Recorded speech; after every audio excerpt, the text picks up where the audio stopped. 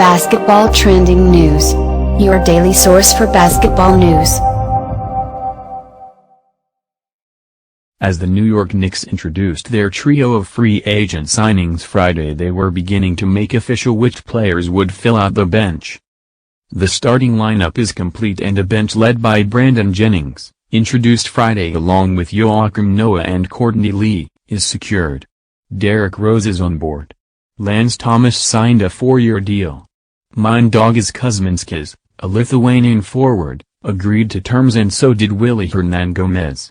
Sasha Vujacic is back and the roster is up to 13 guaranteed contracts, a nearly complete squad.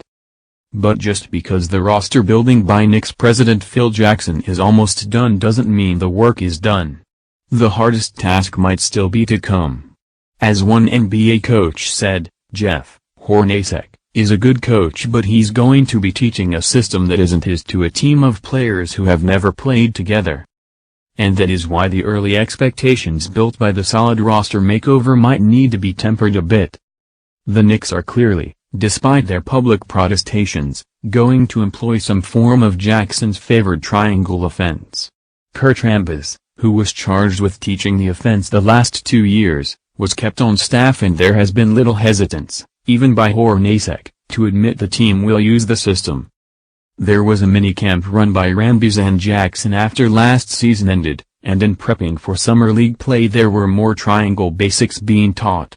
And even if it didn't look good, there is something to be said for a system at least some of the players are familiar with rather than starting from scratch again.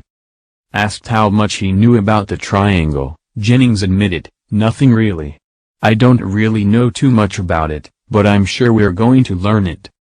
The Knicks return just 2 starters from last year's team, Carmelo Anthony and Kristaps Porzingis. On the bench, Thomas and Vujacic are the only holdovers.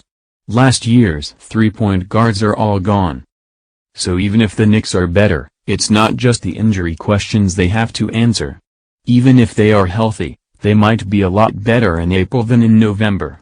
And for a Knicks squad that hasn't had anything to play for in April in a long time, that might not be a bad thing. Basketball trending news, your source for the latest news in basketball. Be sure to subscribe to receive notice of our upcoming videos.